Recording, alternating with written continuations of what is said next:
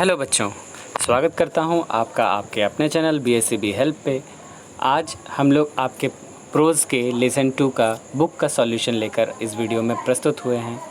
तो इससे पहले कि वीडियो में आगे बढ़ें, अगर आप इस चैनल पर नए हैं तो आप इस चैनल को अभी सब्सक्राइब कर लें।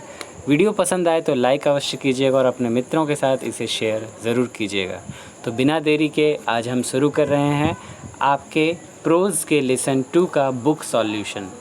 ठीक है, तो हमने कल के भाग में आपको लॉन्ग क्वेश्चन आंसर प्रोवाइड करा दिया है, शॉर्ट क्वेश्चन आंसर उससे पहले करा दिए गए हैं। इस भाग में सिर्फ बुक का बचा हुआ जो हिस्सा है, कंपोजिशन है या फिर ग्रामर का हिस्सा है, वो हम करने जा रहे हैं। सबसे पहले कंपोजिशन में आप देख पा रहे हैं कि आपको एक स्पीच लिखने के लिए कहा गया है कि prepare a speech in about 100 words, लगभग 100 शब्दों में एक भाषण तैयार करें, to be delivered in the morning assembly of the school, जो आप अपने विद्यालय के सुबह के असेंबली में, सुबह की सभा में आप वो भाषण देंगे। और ये भाषण का विषय क्या होगा? How students can become ecology friendly, कैसे विद्यार्थी पर्यावरण प्रेमी बन सकें, पर्यावरण के जो है रक्षक बन सकें। इस विषय पे आप अपने मत दें। ठीक है, सबसे पहले आप जब किसी असेंबली में भाषण देते हैं तो आप सबसे पहले संबोधन करते हैं किसी भी बड़े के लिए, जो बड़े आपके सामने वहाँ प्रस्तुत हैं, या फिर अपने से छोटे, अपने समान उम्र वालों के साथ आप संबोधन दिखाते हैं। तो देखिए, इस प्रकार से आप संबोधित करेंगे सबको। ऑनरेबल प्रिंसिपल सर, मतलब सम्माननीय, माननीय प्राचार्य महोदय, माय रिस्पेक्टेड टीचर्स, मेरे गणमान्य शिक्षकगण, एंड ऑल डियर फ्रेंड्स, और मेरे सभी प्यारे सहपाठी। I am Vivek Kumar of class 10, मैं कक्षा 10 का विवेक कुमार आपके सामने प्रस्तुत हूँ। I am feeling very glad that I have got a golden opportunity to express my views, मैं आज स्वयं को बहुत ही भाग्यशाली महसूस कर रहा हूँ जो मुझे यह सुनहरा अवसर मिला है इस विषय पर अपने विचार व्यक्त करने का। तो विषय क्या है? How students can become ecology friendly, कैसे विद्यार्थी पर्यावरण प्रेमी बने। Firstly I would like to thank our principal sir, सबसे पहले सर्वप्रथम मैं अपने प्रधानाचार्य महोदय का धन्यवाद करना चाहता हूँ। Who had given importance to environment science as a compulsory subject, जिन्होंने पर्यावरण विज्ञान को एक महत्वपूर्ण विषय के रूप में स्थान दिया है हमारे पाठ्यपुस्तक में। We students as a future citizen of the country, हम विद्यार्थीगण जो इस देश के भावी नागरिक होने वाले हैं, मतलब आने वाली पीढ़ी के नागरिक होने वाले हैं, हैव टू पे attention on the preservative measures to preserve our ecology, हमें हर संभव बचाव के कार्य करने चाहिए जिससे हम पर्यावरण का संरक्षण कर सकें। We have to save electricity, हमें बिजली बचानी होगी। Save water, पानी बचाना होगा। And try not to pollute or misuse any resource, और किसी भी संसाधन को दूषित या उसका गलत इस्तेमाल, व्यर्थ इस्तेमाल नहीं करना होगा। We should take care of planted trees, लगाए गए पौधों का ध्यान भी रखना होगा हमें। And plant new trees for green environment, और नए पेड़ भी लगाने होंगे जिससे पर्यावरण हरा भरा हो सके। एंड प्लांट न्यू, ये हो गया है। In this way we can check all types of pollution, इस प्रकार से हम हर प्रकार के प्रदूषण को रोक सकते हैं। And use the resources provided by nature for a long time, और प्रकृति के द्वारा दिए गए सभी संसाधनों का लंबे समय तक उपभोग कर सकते हैं। इसके बाद आप धन्यवाद कहेंगे और अपना भाषण समाप्त कर देंगे। ठीक है, तो ये आपका एक छोटा सा भाषण का रूप होगा, जिस प्रकार से आप भाषण की तैयारी कर सकते हैं। आते हैं अगली चीज़ में। यहाँ है write a letter to your friend, अपने मित्र को एक पत्र लिखें। Telling him the measures your school has taken to preserve ecology in the locality, जिसमें आप उससे अपने स्कूल के द्वारा उठाए गए कदमों के बारे में बताएंगे जो आपके आस पड़ोस के लिए आपके स्कूल ने उठाए हैं। तो लेटर का तरीका मैंने पहले भी आपको बताया है कि आप राइट हैंड में सबसे ऊपर पहले आप अपना पता लिखेंगे, जहाँ से आप पत्र लिख रहे हैं उसके नीचे आप तिथि अंकित करेंगे एंड देन लेफ़्ट साइड के ऊपर आप संबोधन देंगे, जैसा कि मैंने दिया है। आप देख पा रहे हैं एक तरफ मैंने पता दिया है बड़ी दुर्गा स्थान सुल्तानगंज और आज की तिथि 5 अगस्त 2020 और इस तरफ लेफ़्ट साइड में मैंने लिखा है संबोधन के रूप में माय डियर अमित, मेरे प्रिय मित्र Amit. I hope you are fine there, मैं आशा करता हूँ कि तुम वहाँ खुश होगे। I am also fine here, मैं भी यहाँ ठीक हूँ। You will be glad to know that our school has taken some measures to preserve ecology in the locality. तुम यह जानकर बहुत खुश होगे कि हमारे विद्यालय ने हमारे आस पड़ोस की जगह को, आस पड़ोस के पर्यावरण के संरक्षण के लिए कई सारे कदम उठाए हैं। We have distributed free plants, हमने निःशुल्क पेड़ बांटे in our surrounding, अपने आस पड़ोस के क्षेत्रों में। In the empty place in our surrounding we have planted trees, और हमारे आस पड़ोस में जो खाली जगह बची हुई थी उन जगहों पर भी हमने पेड़ लगाए। We have spread awareness about ecology, पर्यावरण के विषय में हमने जागरूकताएं फैलाई and how everybody can help for it, और ये भी हमने बताया कि कैसे हमारी मदद सभी लोग कर सकते हैं इस काम के लिए।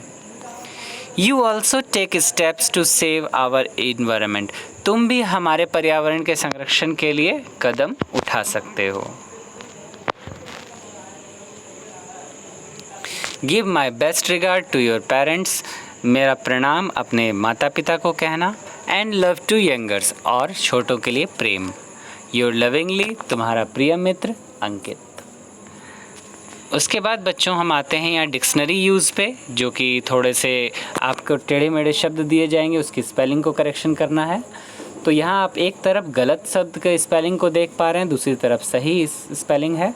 इकोलॉजी की स्पेलिंग इधर गलत है, जिसका सही स्पेलिंग ECOLOGY इकोलॉजी।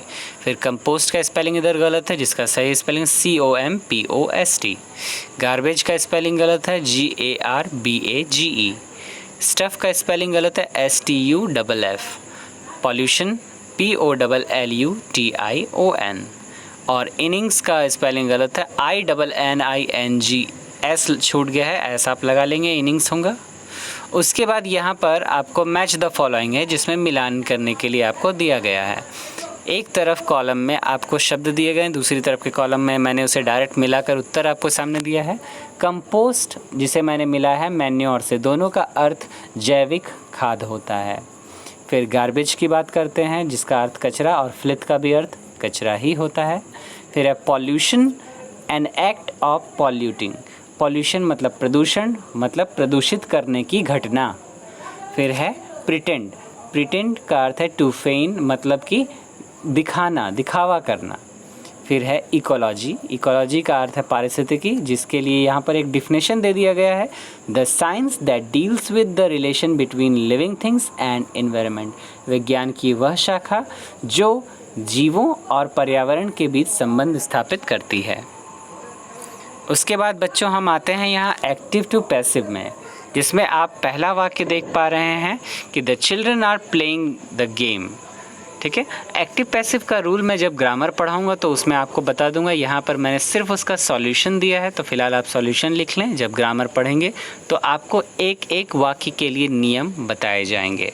जैसे है the children are playing the game, तो इसका पैसिव बन जाएगा the game is being played by the children, बच्चे खेल खेल रहे हैं और खेल बच्चों के द्वारा खेला जा रहा है।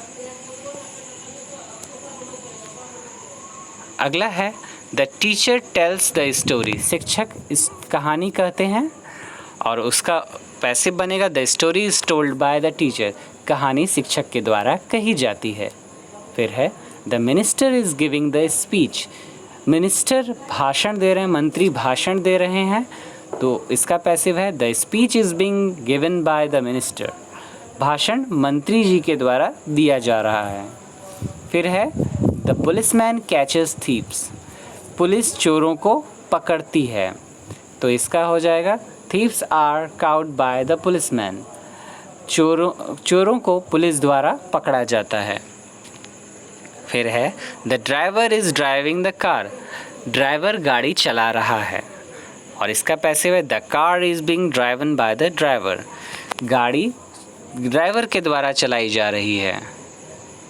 अगला है the children are playing the guitar, बच्चे गिटार बजा रहे हैं। और इसका पैसिव है the guitar is being played by the children, guitar बच्चों के द्वारा बजाया जा रहा है। फिर है the postman has delivered the letter, postman ने चिट्ठियाँ पहुँचा दी हैं। और उसका पैसिव है the letters have been delivered by the postman, चिट्ठियाँ पोस्टमैन के द्वारा पहुँचा दी गई हैं। अगला है the father scolded his son, पिता ने अपने बेटे को डांटा। और इसका पैसिव है the son was scolded by his father, मतलब बेटे को उसके पिता द्वारा डांटा गया। उसके बाद है the gardener has watered the flower, मतलब माली ने पौधों को पानी दे दिया है। उसका पैसिव है the flowers have been watered by the gardener, फूलों में माली के द्वारा पानी दे दिया गया है। और आखिरी एक्टिव पैसिव है the musicians are playing the band, संगीतकारों के द्वारा बैंड बजाया जा रहा है। और इसका पैसिव है the band is being played by the musician, band संगीतकारों के द्वारा बजाया जा रहा है। ठीक है, अब ट्रांसलेशन की बात करते हैं। यहाँ ट्रांसलेशन इस बार उल्टा दिया गया है, वाक्य आपको अंग्रेज़ी में दिए गए हैं जिसका अनुवाद आपको हिंदी में करना है। तो पहले वाक्य को देखें। वाक्य है sure it is hard to get people to work for ecology, इसका हिंदी है निश्चिततः मनुष्य को पारिस्थितिकी के विषय में कार्य करने के लिए जोड़ना कठिन है। अगला वाक्य है He somehow has the idea that I hate working with compost. उन्हें किसी प्रकार ज्ञात था कि मुझे खाद का काम करना पसंद नहीं है। उसके बाद है My feelings are hurt, but that doesn't stop me from trying again. मुझे दुख होता है पर ये मुझे पुनः प्रयास करने से नहीं रोकता है। अगला है She doesn't have change to pay me. उनके पास मुझे देने के लिए छुट्टे पैसे नहीं हैं। उसके बाद है I get tired of trying to get Miss Greeny to do something about ecology. मैं यह प्रयास करते करते थक गया कि श्रीमती ग्रीनी पारिस्थितिकी के लिए कुछ करें। अगला है Nobody is willing to do anything about ecology. कोई भी पारिस्थितिकी के विषय के लिए कुछ करने की इच्छा नहीं रखता है।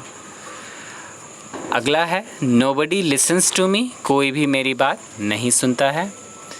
और आखिरी वाक्य है It's very boring work this ecology bit. यह बहुत उबाऊ कार्य है ये पारिस्थितिकी को बचाना। ठीक है, तो इस तरह से आज हमने प्रोज के लेसन 2 के सारे क्वेश्चन आंसर, सारे बुक के सॉल्यूशंस कर लिए और इस तरह से लेसन 2 पूर्णतः समाप्त हो गया है। कल एक नई वीडियो के साथ, एक नए लेसन के साथ मैं फिर आपके सामने हाजिर होऊंगा और आपसे यह आग्रह करता हूं कि आप अधिक से अधिक लोगों तक इन वीडियोस के लिंक को शेयर करें और उन्हें इस चैनल से जुड़ने के लिए कहें, जहां आपको बिल्कुल शुद्ध हिंदी में आपको पूरे बुक का सॉल्यूशन प्रोवाइड किया जाएगा, उपलब्ध कराया जाएगा, जिसे आप लिख सकते हैं, याद कर सकते हैं, आराम से समझ सकते हैं ताकि आपकी अंग्रेज़ी की पढ़ाई बाधित ना हो। तब तक के लिए आप अपना ख्याल रखें। अगर अभी तक आपने इस चैनल को सब्सक्राइब नहीं किया तो सब्सक्राइब अवश्य करें, वीडियो लाइक कीजिए और अपने मित्रों के साथ इसे शेयर ज़रूर कीजिए। तब तक अपना ख्याल रखें। धन्यवाद।